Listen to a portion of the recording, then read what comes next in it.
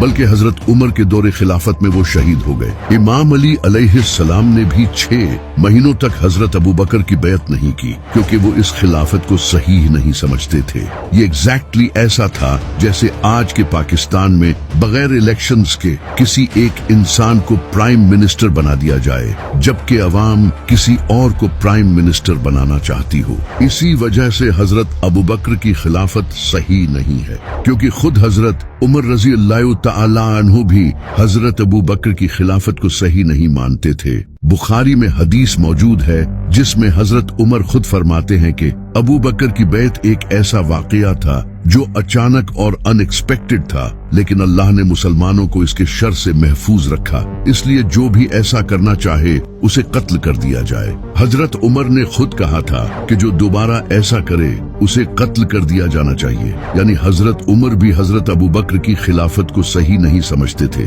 اسی وجہ سے حضرت سعد بن عبادہ رضی اللہ تعالی عنہ نے بھی حضرت ابو بکر کی بیعت نہیں کی تھی۔ ان سے بڑا صحابی کون ہو سکتا ہے جنہوں نے نبی صلی اللہ علیہ وسلم کے ڈیفیکلٹ ٹائمز میں آپ صلی اللہ علیہ وسلم کی مدد کی؟ اگر امام علی علیہ السلام کو دیکھا جائے تو وہ بھی حضرت ابو بکر کی اس خلافت سے خوش نہیں تھے، اسی وجہ سے انہوں نے 6 مہینوں تک حضرت ابو بکر کی بیعت نہیں کی تھی۔ لیکن سیدہ فاطمہ علیہ السلام کی وفات کے بعد جب امام علی علیہ السلام نے یہ دیکھا کہ لوگ ان سے بات نہیں کرتے، تو اس وقت امام علی علیہ السلام نے امت کے لیے یہ قربانی دی اور حضرت ابو بکر کی بیعت کر لی۔ کچھ کتابوں میں لکھا ہے کہ امام علی حضرت ابو بکر، عمر اور عثمان کے دور خلافت میں ان کے انڈر گورنر تھے، لیکن اس بات کا کوئی اوتھینٹک سورس نہیں ہے۔ یہاں تک کہ جب امام علی علیہ السلام خلیفہ بنے تو آپ نے صاف طور پر کہا تھا کہ میں ابو بکر،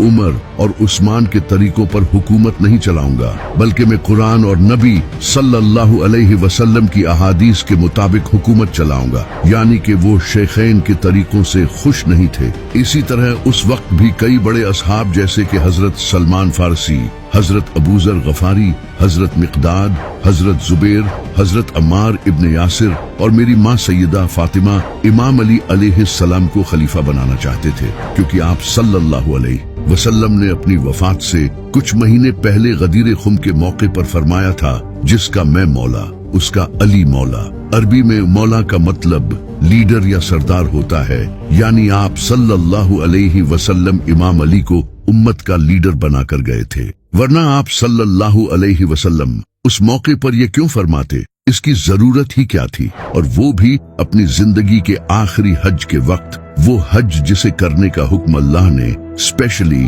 نبی صلی اللہ علیہ وسلم کو دیا تھا۔ یہ سوال میں آپ سب سے کرتا ہوں کہ آخر پھر آپ صلی اللہ علیہ